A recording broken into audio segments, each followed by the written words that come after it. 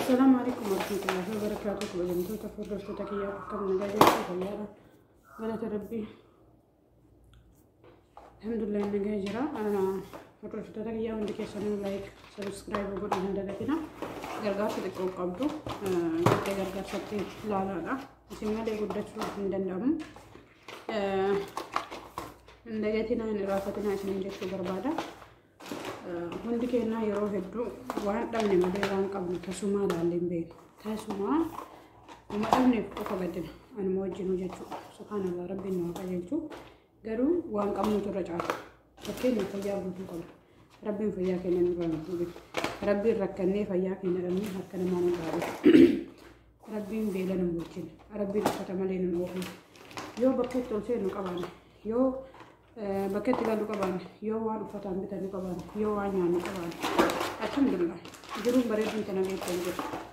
Uummata kiyyaa maallaqa baankii kaa'achuun yookiin maqaa ofiitiin mana ijaarrachuun qabeenya biraatti turfiidha jechuudha. Namni sirba manaa danda'ee kafalatee nyaatee gara ofii guuttatee ilmaan ofii guuttatee waan uffataan bitatu dhiifama.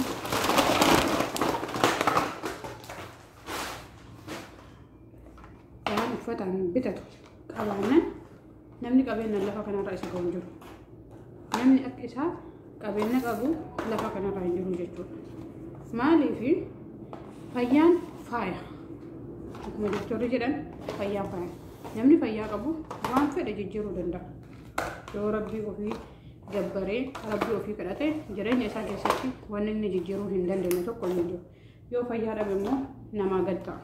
Harka namaatti gala. Nama eega. Nama isa baasa. Nama isa galcha. Fayyaa qabaatuun kenna umrii kenna nu dhumee waggaa hagana dabaynee waggaa hagana teennee uummata harkaan qabnu uummata kiyya obboleeyyan kiyya qaqqaalii fi gaggaarii kanneen jaalatu dubartoota biyya arabaa fayyaa qabaatuun kenna iyyuu gaariidha. Wallaahi fayyaa qabaatuun kenna iyyuu mee qoricha yeroo hunda ji'a lamaan ji'a sadii mana kiyya seenu osoo kun hin dhumne kun irraan seenuun amma bootaa sirreessee isinitti argisiisa.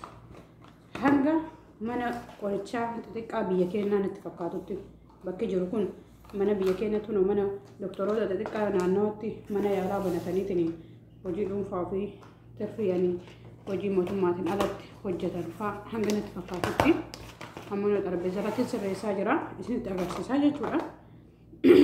Kanaaf fayyaan faaya osoo amma dhibamne qorichi kun bitatuun humna kennaa oolu.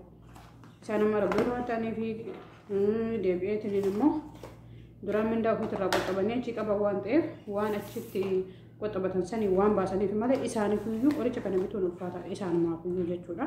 Abbama biyyaatiif nuti immoo fayyaa qabaanneetiin alhamdulillah baanee gallee dalagannee maatii keenya gargaarree ofillee gargaarree jiraachuun keenya iyyuu gahaa. Fayyama yoo qabaanne wanni fayyaa goonte fayyaan faaya. Fayyaa qabaatu keenyattu alhamdulillah. Rakkoo adda addaa dhiibbaa adda addaa humna keenya ol ofitti finnee miidhaa keessa odoo of hin seensifne bakkuma jirruu fi akkuma itti jirrutti alhamdulillah jennee jireenya keenya addunyaan sadii viidiyoo geekamu keessatti dubbadha yeroo hedduu. Wanni dubbadhuuf maali dubartoota biyya arabaa ofii isaaniitiin waan ofii qaban hin nyaatanii ofii isaaniitiin hin dhuganii ofii isaaniitiin hin fayyadamanii namoota biraatti kan fayyadaman. Kanaaf hin dubbadha. Addunyaan sadii kan nyaattee gadi dabarsite kan nyaatte. Kana booda hin nyaadhaan amma kana isaa nyaadhee ka'ee iraata hin nyaadhaa hin du'aan beeku. Allah haala rabbi kiyya beeka rabbi umriin haa dheeressu. Kan nyaatte kan uffatte kan fidde kan sadaqatte addunyaan ta'e tana sadii qofa. Tana sadiin hin achitti addunyaan keetii miti. Abbaa itti hafu rabbi beeku. Yeroo hedduu laaltanii yoo jiraattan namoonni tokko fakkeenyaaf amma abbaa kiyya irraa isinii ilaala isinii kenna.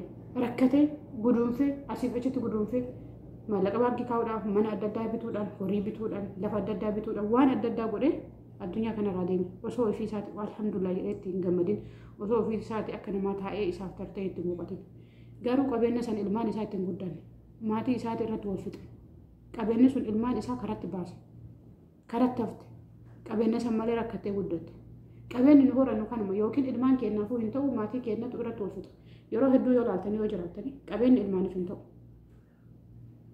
Warra isaati irratti wal fixa yookiin immoo haadha hunda jechuun yoo ta'u haati tokko goote jaarsa biraatti illee heerumte sun irraa fudhata. Kanaafuu qabeenyi kan ati nyaatte qofa.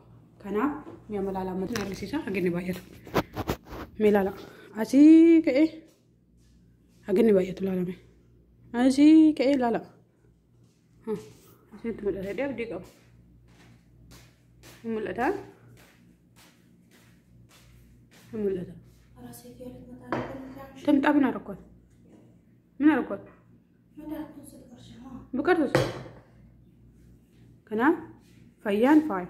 Namni fayyaa qabu rabbi ofiiti alhamdulillah jechuu qaba. Wannummaan dhabe tokko iyyuu hin jiru jechuudha.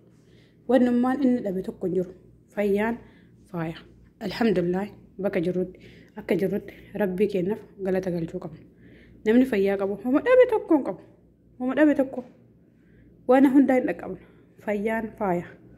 Dawaa kana laaltanii dawaa kana sila rakkattanii waan bitattanii hin qabdan.